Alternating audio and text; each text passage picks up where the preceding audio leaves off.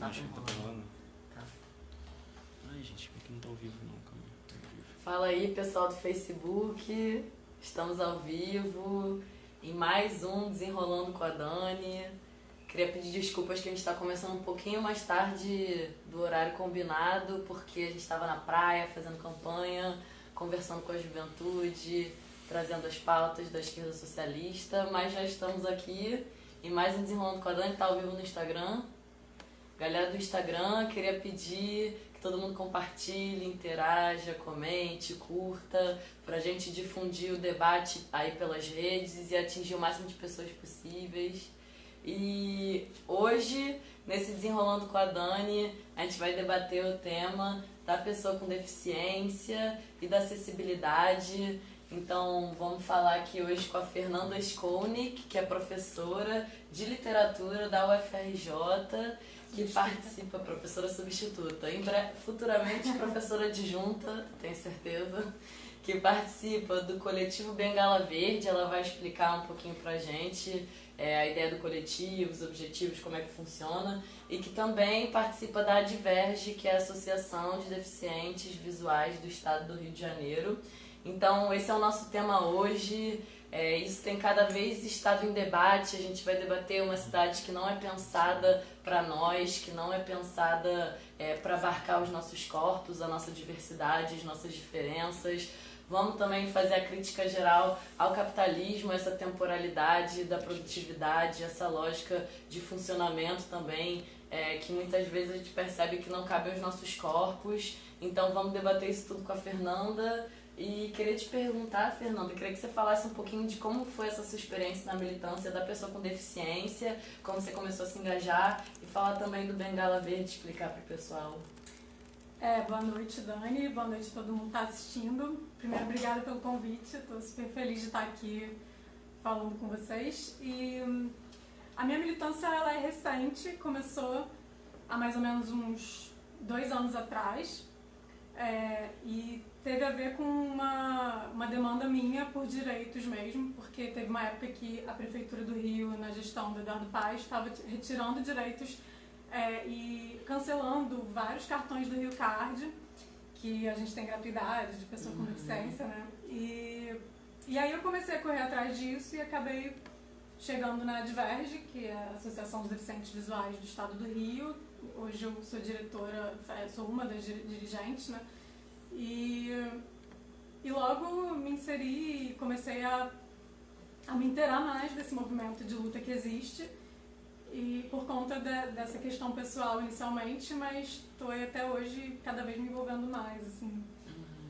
E a Adverge, inclusive, é uma associação bem combativa, então foi legal que eu acabei me juntando e entrando junto com a galera que está na atual chapa, e estamos aí tocando para frente o trabalho de defesa dos direitos das pessoas com deficiência no estado do Rio. E como é que é o trabalho do Bengala Verde, do coletivo que você participa? O coletivo tem como objetivo divulgar a Bengala Verde, que ela foi idealizada para pessoas com baixa visão usarem a bengala, porque a bengala era um instrumento muito associado às pessoas cegas, né? E então era a bengala branca. E por conta disso, as pessoas com baixa visão tinham uma resistência de usar bengala, porque elas saem na rua e quando elas usam bengala, elas são tratadas como pessoas cegas, porque as pessoas, né, ainda acham que deficiência visual é só cegueira. Mas no Brasil existem, de acordo com o último censo do IBGE de 2010, são 6,5 milhões de pessoas com deficiência visual, e dessas 6 milhões têm baixa visão, então é uma grande, imensa maioria. E em função disso foi uma professora na Argentina que teve essa ideia. Em 1996 ela começou a botar em prática, e com os 3 objetivos que são muito interligados, que é facilitar a aceitação das pessoas para o uso da bengala, das pessoas com baixa visão, fazer com que a sociedade, permitir que a sociedade identifique as pessoas com baixa visão para entender que esse é um tipo de deficiência visual também, que não é só a cegueira, e trazer um sentimento de pertencimento a um grupo por parte dessas pessoas. E de fato a gente vem divulgando bastante e temos percebido que o movimento das pessoas com baixa visão de sair do armário, de falar das suas deficiências, de usar a bengala E eu também uso a bengala verde, né, há cerca de 2 anos, e pra mim fez toda a diferença também pra eu implementar esse recurso, assim. Sim. Eu não poderia deixar de falar que a Fernanda participou da construção desse livro que se chama Histórias de Baixa Visão. E também não mencionei que eu e Fernanda, a gente tem baixa visão, são 2 doenças distintas, mas que se encaixam nessa classificação de baixa visão. E como você estava falando, é realmente uma condição física muito ambígua, cheia de ambiguidades na vivência concreta, né? Porque às vezes a gente acaba até meio invisibilizado, como você estava falando. Então as pessoas não entendem muito bem, como que eu consigo me deslocar bem, mas sou incapaz de abrir e ler um livro como as pessoas, entre várias aspas, normais. Ou a pessoa que precisa usar isso, sem deficiência. Ou a pessoa que precisa usar a bengala para se deslocar, mas consegue ler um livro. Então todas essas ambiguidades fazem com que as pessoas muitas vezes não compreendam mesmo, né, que condição é essa e não compreendam a especificidade, portanto as necessidades, né, as demandas. E acho que por isso que é muito interessante ter esses coletivos como Bengala Verde e associações, né, como a Diverge para pautar essa questão e tal. Sim. E falando em movimento social sobre a pauta, queria que você contextualizasse pra gente, se você tiver terminado de falar sobre os 2 movimentos, um pouco como que surgiu e como se desenvolveu o movimento da pessoa com deficiência e tal, até aqui no Brasil. O movimento, na verdade, ele é historicamente recente, assim, falando de uma forma geral, não focando no Brasil, mas nos anos 60 ou 70 do século XX, algumas pessoas que tinham deficiência física severa e que eram sociólogos começaram a se manifestar pela demanda de participação na vida social. E o Paul Hunt, no Reino Unido, enviou uma carta na ocasião para o jornal The Guardian, dizendo que as pessoas que têm deficiência, no caso ele estava falando só da física, né, mas dizendo que as pessoas estavam confinadas em espaços fechados, em clínicas de reabilitação, onde elas não tinham autonomia de fazer suas escolhas, enfim, não tinham voz, né, não tinham cidadania, e que isso precisava ser levado para as legislações, uma voz, né, no sentido de uma participação política e de que elas se inserissem no âmbito das políticas públicas. Então isso foi um marco do movimento da pessoa com deficiência, e assim, então historicamente ele é bem recente e com isso surgiu também o modelo social de deficiência, que é bem interessante, porque até esse momento a gente tinha hegemonizando o modelo médico, que é essa coisa da patologização, né, da relação sempre da deficiência como o resultado da sua lesão, e a sua lesão causaria uma incapacidade de você ser uma pessoa produtiva. Isso eles até se apropriaram, inclusive, de ideias marxistas. Todo o movimento ele é embasado no materialismo histórico. É bem interessante. Você tem que entrar.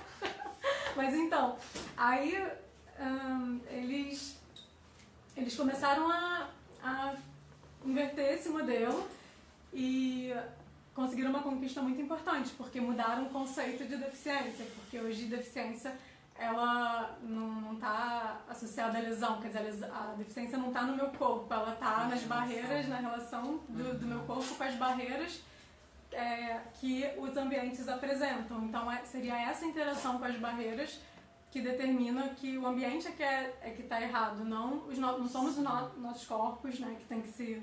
Não são os nossos corpos que têm que se adaptar a um ambiente que não nos acolhe.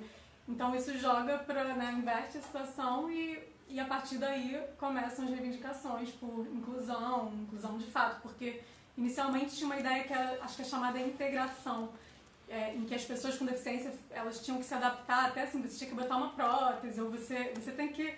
É você que tem que se adaptar, mas não era isso que a gente queria, né? A gente quer que o ambiente se adapte, porque a nossa deficiência ela é uma característica humana, ela não é uma doença, ela deve ser vista como uma característica humana como outra qualquer. Sim, isso que você falou do modelo social me lembra muito os debates que a gente tem feito sobre pessoas com deficiência na própria antropologia. A gente já conversou disso, né? Do enfoque na relação e de como que a condição da deficiência é só uma outra forma de estar no mundo, é só uma outra forma de se relacionar com o ambiente circundante, no nosso caso com a cidade. E acho que deslocar para a relação faz a gente trazer os debates políticos pertinentes, né? Para lidar com isso na cidade, enfim, na política, na vida pública.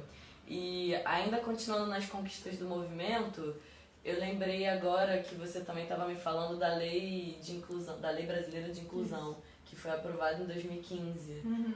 Acho que muita gente não conhece essa lei, até porque ela não é garantida integralmente na prática, né? Eu queria que você falasse um pouco sobre isso. No âmbito brasileiro, a gente tinha já algumas legislações, assim, antes de 88 não, mas depois veio a Constituição que até abarca algumas coisas, mas o que foi legal da lei brasileira da inclusão foi que ela justamente sistematizou muitas coisas que estavam um pouco dispersas no próprio âmbito de leis no Brasil. Então, essa lei ela é de 2015, vigente acho que desde janeiro de 2016, é a Lei 13.146 de 2015, e ela é baseada na Convenção da ONU de 2008, que é toda já com todas essas conceituações de deficiência, de barreiras, de acessibilidade, toda de acordo com esse modelo social. Então ela é uma lei bem moderna, assim, né, exatamente. E ela traz bases muito boas até pra gente entender tudo isso, essa questão até do modelo social. Se você começa a ler o início da lei, tem bastante informação bem esclarecedora sobre esses conceitos, sobre o que é deficiência, especifica os tipos de acessibilidade. E ela passa, porque a acessibilidade ela transversaliza, né? Então a lei fala do direito à saúde, educação inclusiva, transporte também acessível, e além disso cultura, lazer, esporte, turismo. Acho que é isso, não esqueci, acho que é isso. Sim, esse tema da acessibilidade enquanto algo transversal a todas as outras, digamos, esferas da vida, esferas de políticas públicas também, é muito importante da gente debater, né? Acho que a lei, como você está falando, a lei brasileira de inclusão, ela traz um pouco essa perspectiva, e como a lei brasileira trabalha muito com esses mecanismos de reconhecer as particularidades, do reconhecimento da diferença, digamos assim. Isso a gente pode falar para vários outros casos, né, como demarcação das terras indígenas, demarcação e reconhecimento das comunidades quilombolas, e reconhecer também as necessidades específicas da pessoa com deficiência em todas as áreas, né, na saúde, na educação, no transporte. Aí, o que você acha mais importante da gente ressaltar no caso da saúde da pessoa com deficiência?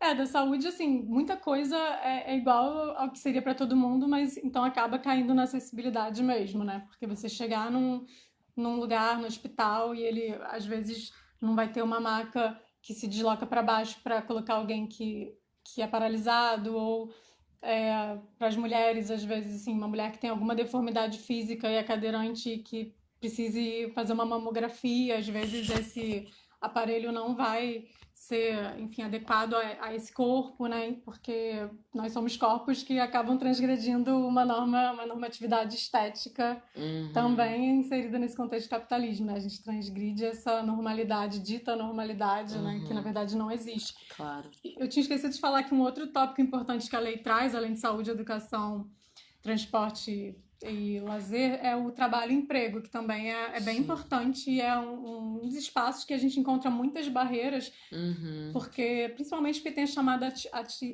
acessibilidade atitudinal, que é a disposição das pessoas em acolher, em realmente incluir, de fato, as pessoas com deficiência. Assim.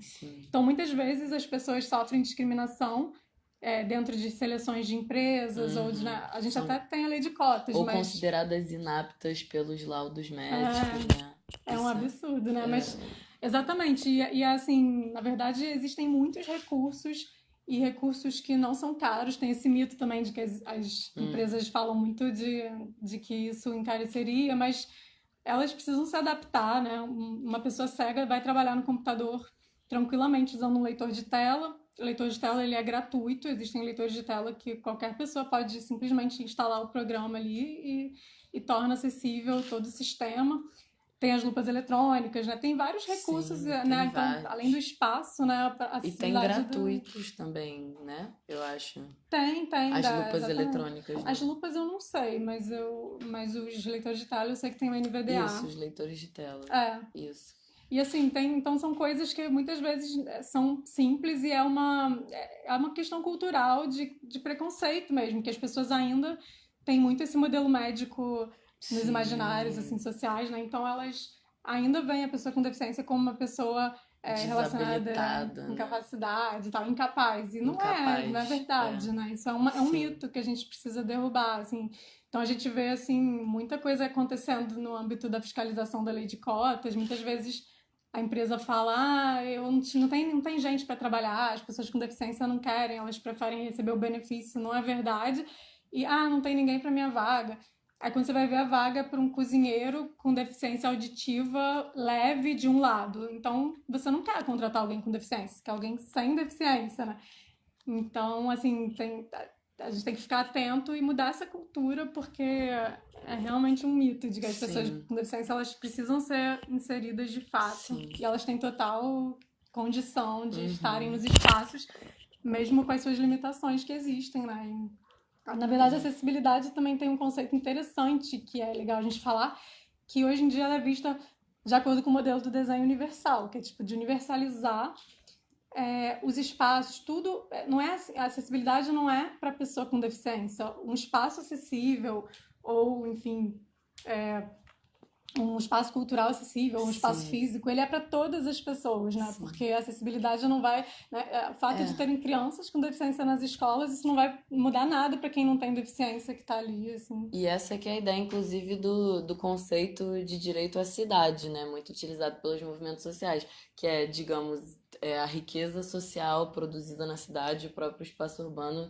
deve ter acesso igualitário a todos, né? Deve ser para todos. E isso, para fazer valer o conceito de direito à cidade, a gente precisa debater todas as diferenças, inclusive a condição de pessoa com deficiência. Eu acho que essas barreiras no ambiente externo ficam mais claras ainda quando a gente pensa em termos de transporte, né? De deslocamento pela cidade. Eu, particularmente, na minha vivência cotidiana, tenho muita dificuldade de pegar ônibus, né? É porque eu não tenho nenhum recurso auditivo. Como é que eu falaria isso? Tipo de um alto-falante, que nem tem no metrô, Algo visão assim, com áudio, né? que nem tem no metrô, por exemplo, das paradas. E acho que muitas outras pessoas com deficiência têm dificuldade de lidar com o transporte público, né? Acho que talvez isso, a cultura também, como a gente estava conversando dos equipamentos públicos, dos equipamentos urbanos, também muitas vezes não são acessíveis, né? Então a gente vê que tem uma distribuição desigual das possibilidades de usar a cidade. Exatamente. Né? As pessoas, exatamente, elas não têm. Não existe democracia porque não existe, muitas vezes, nem para quem não tem deficiência, né? O transporte está nesse estado, com esse preço. Claro. E para as pessoas com deficiência, você fica. Não tem para você, né? Você não tem acesso direito a direitos fundamentais. E a acessibilidade também é um direito fundamental. E as pessoas não pensam. Inclusive, acesso à informação, por exemplo, também é uma esfera, né? Na internet a gente descreve as imagens. A gente, enfim, colocar audiodescrição nos filmes, colocar legenda e intérprete de Libras é muito importante para as pessoas surdas. Até nas empresas, por exemplo, né? Você está numa empresa, tem que ter nas reuniões mais importantes, né? Uma pessoa tem total condição de estar ali, mas você precisa dar as condições para que ela permaneça. E às vezes são coisas básicas, né? Aliás, só para dar o recado, a gente está aprendendo muito isso com a Fernanda, né? A galera da comunicação. Estamos fazendo isso na página. Agora os vídeos estão vindo com legenda e também estão vindo com a descrição das imagens para as pessoas com deficiência visual como nós. E você estava falando. A hashtag pra hashtag para com a todos hashtag verem. para todos verem. Você estava falando dessa informação? Ou...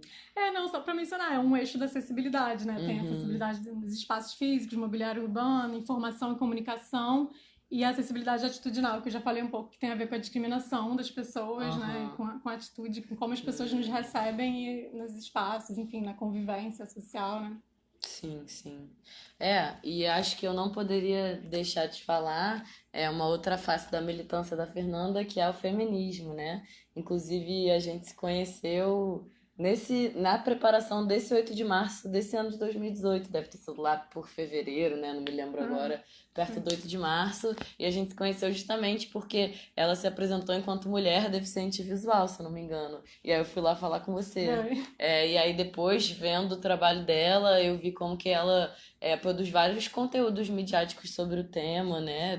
Tem os livros e tem também vídeos, documentários e participa acho que você pode falar melhor pra gente. E queria que você falasse um pouco da potencialidade dessa articulação entre feminismo e mulheres com deficiência. Em relação aos materiais, assim, tem o livro História de Baixa Visão que você mostrou, que é um livro organizado pela Mariana Bayer, que também é uma jornalista que tem baixa visão, lá de Porto Alegre. E foram 17 autores, acho que 15 têm baixa visão, e 2 são professoras de pessoas surdo-cegas, que já é deficiência múltipla, que é uma outra complexidade. Então esse livro ele é interessante porque tem esse protagonismo, né? São histórias, então eu assinei um dos capítulos, né? Cada um escreveu um. E tem um vídeo que a gente fez, que acabou sendo lançado pela Diverge, que foi pro 8 de março desse ano, atrasou um pouquinho, mas o nome é Com a Palavra, Mulheres com Deficiência Visual, e tá no YouTube. E eu comecei a pensar de uns tempos pra cá, me interessar por essa relação, porque eram 2 identidades que me atravessam, né, por ser mulher com deficiência. E eu comecei a frequentar, já tem tempo que eu frequento seminários e eventos feministas de grupos, mas nunca como protagonista. E eu sempre me sentia muito invisibilizada, que né, realmente tem todo um discurso de que o feminismo é transversal, aí tem as mulheres negras, tem as mulheres lésbicas, tem as mulheres trans. E não tinha mulher com deficiência, não tem, ninguém nunca fala sobre isso. Inclusive os coletivos feministas, eles, sei lá, às vezes a gente fala, olha, eu tenho deficiência, eu já escrevi para pessoas sugerindo, vamos botar uma mesa, posso ajudar, conheço pessoas, e me ignoraram, assim, tipo, então eu acho isso meio hipócrita também, porque, poxa, a partir do momento que você se desperta para aquilo, você tem que ter uma abordagem, se você realmente quer ser transversal, né, e aí eu comecei a perceber que isso era um sentimento comum entre as mulheres com deficiência, que são mais ligadas à política, principalmente, e que, de fato, existem algumas demandas que passam por essa interseccionalidade. E uma delas, que eu acho que é a mais, assim, urgente, talvez a que deva ser a prioritária antes de todas as outras, que é a questão da violência, porque a violência contra a mulher com deficiência, os dados são, infelizmente, muito mais alarmantes do que a violência contra a mulher sem deficiência, que já é bem complicada, e a mulher com deficiência, claro, ela tem uma dupla vulnerabilidade por ser mulher e por ter uma deficiência, então ela está sujeita a esses 2 âmbitos de discriminação, de exclusão e de subjugação até. Então, muitas vezes ela não tem direito à própria maternidade. Às vezes, eu mesmo até já ouvi de amigas minhas, mas você tem baixa visão, né? Então, para ter filho, não sei se... Você ouve essas coisas, assim, de pessoas que acham que... Assim, você vê como que tá naturalizado no discurso de pessoas que se acham inclusivas. Gente? Eu mesma sou doida para ter filho.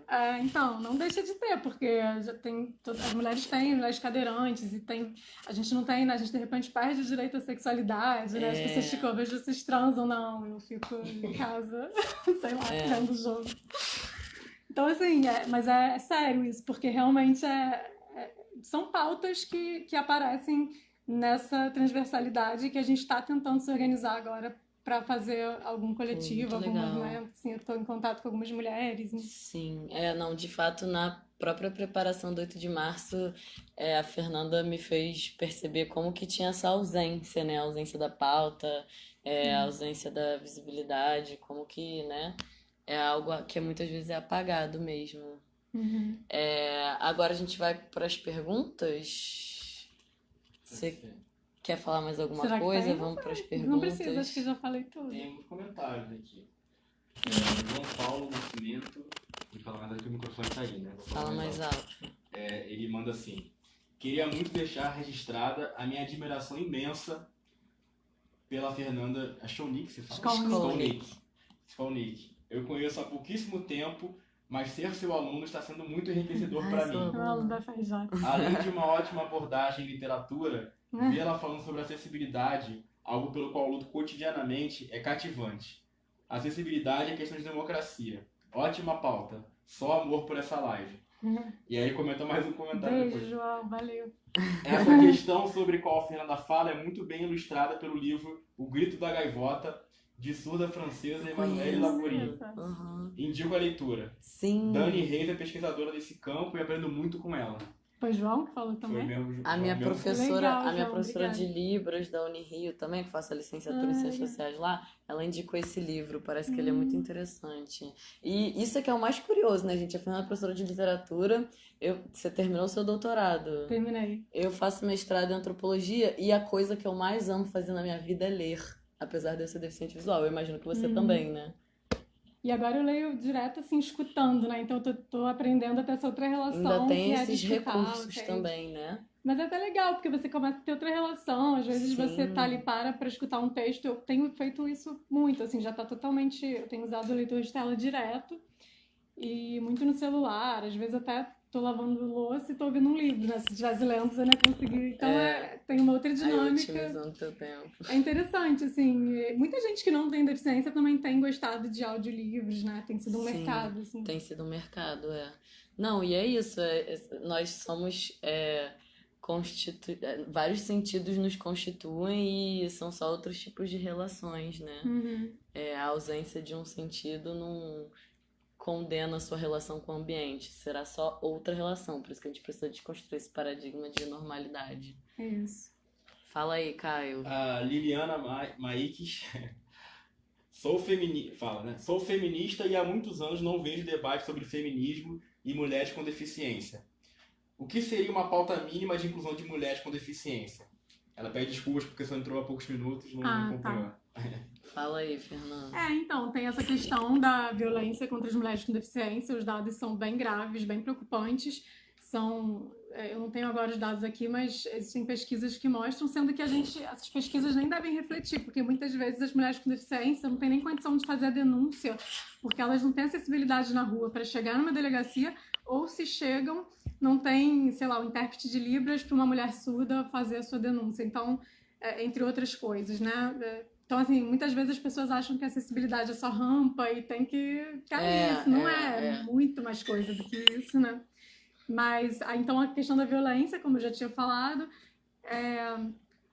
que mais E você se a, fala? gente, se a gente for pensar também em termos da exclusão da mulher com deficiência do mercado de trabalho, das oportunidades de emprego, empregabilidade formal, a gente pode pensar como que a mulher com deficiência é duplamente excluída, né? E na verdade as mulheres da classe trabalhadora com deficiência, né, ainda sofrem mais esses impactos negativos dessa exclusão, né, do que as mulheres com deficiência de outras classes. Então, acho que pensar políticas de inclusão na empregabilidade formal para mulheres com deficiência, acho que é central e é uma pauta das mulheres trabalhadoras, né? É uma pauta com recorte de classe também, com certeza.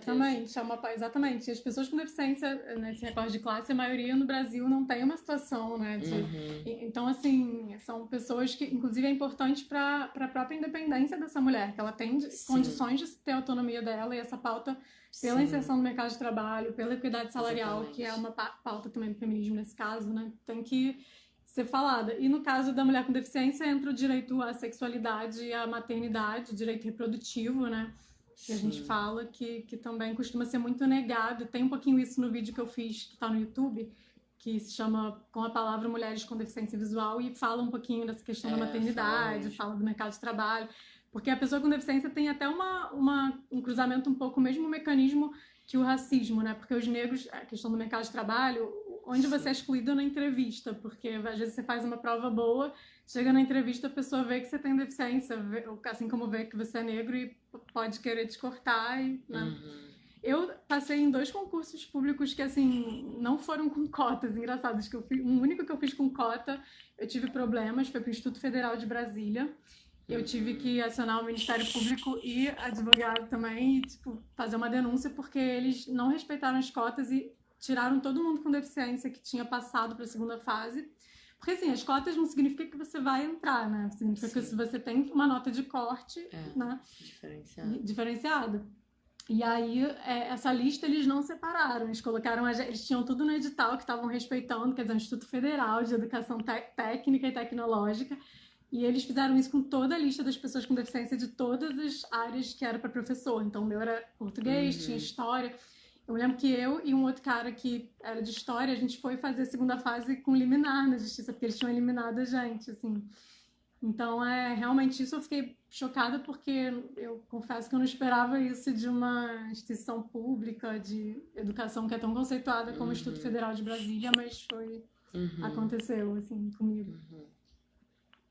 O Wilson Skolnick pergunta: que medida prioritária para atender deficientes visuais seria proposta pela Dani depois de eleita? Eita, gente, que pergunta ao vivo. Bom, eu acho que há um tempo eu e Fernanda a gente vem conversando e, de fato, o combate à violência contra a mulher, que é uma realidade que insiste em existir aí no mundo e no Brasil, são dados alarmantes. Eu acho que essa pauta já existe e certamente ela tem que ser pensada a partir das especificidades das mulheres com deficiência. Pensando, a gente tem que sempre lembrar que em um momento de escassez de política pública e de sucateamento dos próprios serviços básicos, nós mulheres somos as que mais sofrem esse impacto, assim como a população negra, assim como a população com deficiência, assim como a população LGBT, são as camadas mais vulnerabilizadas, né,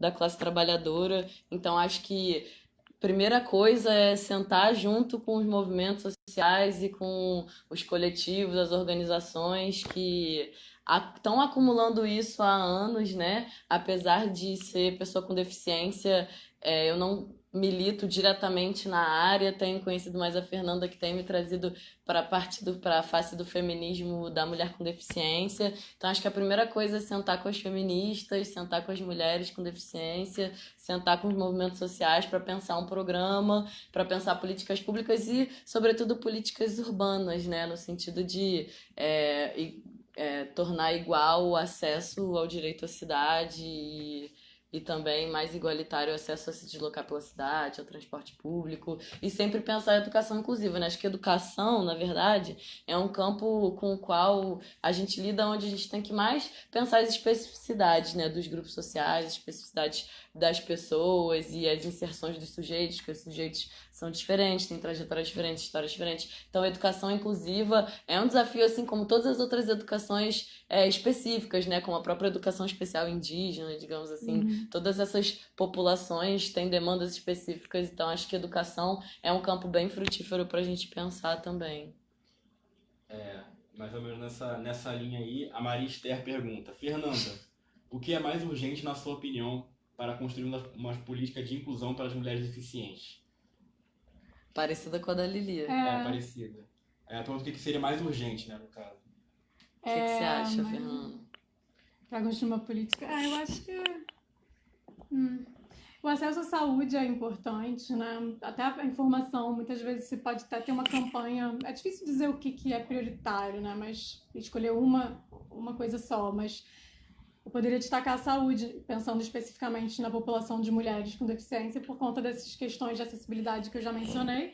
E às vezes até as campanhas também entrando naquela coisa de novo, informação e comunicação. Às vezes tem uma campanha de prevenção sobre o câncer de mama que pode não ser acessível e não vai chegar. Então, assim, no Brasil, eu não tenho esse recorte de gênero quantitativo, mas as pessoas com deficiência no Brasil são cerca de 45 milhões. Então, é uma população extensa, não é pouca gente, né, que fica excluída à margem. Sim. Então, no caso das mulheres, eu acho que a saúde é uma questão importante e essa questão da violência precisa também ser debatida e a mulher precisa ter um suporte, uma proteção, ela precisa ter uma delegacia, precisa ter abrigos acessíveis, abrigos do governo, do poder público, que acolham essas mulheres com todas as especificidades que elas vão trazer, né, que sejam espaços que tenham a acessibilidade que elas precisam. Sim. Eu acho que aí só tem mais um comentário do João Paulo de novo, elogiando. Mais um comentário. Isso é incrível. A Fernanda na literatura e a Dani na antropologia, em minha opinião, mostra a força de resistência da pessoa com deficiência. Muitas das vezes as pessoas com deficiência são marginalizadas e limitadas. Isso está completamente atrelado à acessibilidade. Em minha experiência na comunidade surda, vejo muito um discurso que limita as opções acadêmicas do surdo aos cursos da pedagogia bilíngue oferecido pelo Minis e letras libras oferecido pelo UFRJ. Legal, João. É interessante, João, valeu pela força, Zé. Se todos os alunos fossem iguais a você também seria muito maravilhoso.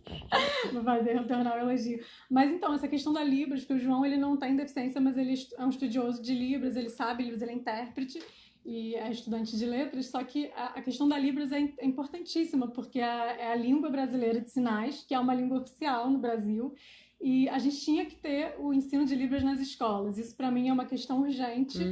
Com E certeza. tem que priorizar, porque a comunidade surda, assim, tem algumas pessoas que são oralizadas, outras não são. A maioria não aprende português, acredito que seja a maioria, né? E é muito complicado essa questão da comunicação, né? Você chegar numa aula, por exemplo, se eu tenho um aluno surdo que precisa de um intérprete, eu preciso que a UFRJ disponibilize esse intérprete. Eu agora, inclusive, tenho um aluno surdo, o Guilherme, que ele é oralizado, eu uso um microfone e ele faz leitura labial, mas também tem um implante coclear. Mas tem muitos surdos que não gostam de botar implante, né? Que não optam e, para mim, essa questão das Libras, da inclusão obrigatória nas escolas da Libras é prioritária também. Certeza. Acho que tem que ter. Sim. Bom, acho que a gente está encerrando agora mais um Desenrolando com a Dani. Você quer falar mais alguma coisa, Fernanda? Queria só agradecer mais uma vez, agradecer a todo mundo que tá vendo e queria só divulgar um pouco, falar quem tiver interesse mais em saber sobre o Coletivo Bengala Verde. A gente tem uma página no Facebook, que é Coletivo Bengala Verde, e temos alguns materiais na internet sobre isso. E acho que é isso. E eu queria dar um informe também que eu e Fernanda, a gente está organizando uma roda de conversa sobre pessoa com deficiência, acessibilidade, para alargar mais o tema, debater, chegar mais nas pessoas também, né? Trazer a juventude. E vai ser no dia 18 de setembro, às 18 horas, na rua Joaquim Silva, número 130, na Lapa. E a gente cai que dia da semana? Acho que é uma terça. 18 de setembro, 19. É terça. Então chega junto, chega todo mundo. Isso também vai servir para a gente fazer esse exercício de construir política para pessoa com deficiência, de pensar um programa alternativo que contemple essas demandas. Eu sou candidata a deputada estadual, então estou disposta e me proponho a super escutar, a super construir a sobre isso, e esse é um pouquinho o intuito também da roda de conversa. Queria agradecer a Fernanda, muito obrigada por ter compartilhado toda essa experiência com a gente hoje, e agradecer a todo mundo que acompanhou, que compartilhou, comentou, que curtiu, que interagiu com a gente, e vamos buscar mais saber sobre o tema da pessoa com deficiência. Mesmo quem não tem deficiência, porque isso não é uma questão só nossa, né? Isso é um papel da sociedade, todo mundo tem que se responsabilizar por isso, né? Se você tem uma empresa, se você tem uma escola, você está acessibilizando os ambientes, você está recebendo... Porque as pessoas estão entrando, mas elas precisam também permanecer nesses espaços e elas precisam encontrar as condições. Isso é responsabilidade de todo mundo. Então, até legal nessa roda de conversa, pessoas com e sem deficiência são bem-vindas para trocar, aprender. E é um vasto campo de estudos hoje também, está só se expandindo. Então, muito obrigada. Sim, agora a gente vai ter o ao vivo, a live com o Renato 5, tá na hora. Na página do Renato 5.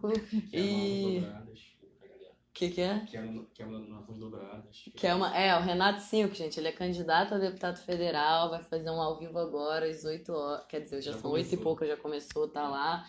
Acompanhem, e ele é uma das nossas dobradinha eu, candidato a deputado estadual, ele federal. A gente pauta esse modelo de segurança pública, guerra às drogas, a necessidade da legalização, e é isso aí. Domingo que vem, às 19 horas, vamos debater juventude com um militante do movimento universitário, Siddhartha Landarini. Valeu, galera. Valeu, Fernanda. Valeu, beijo.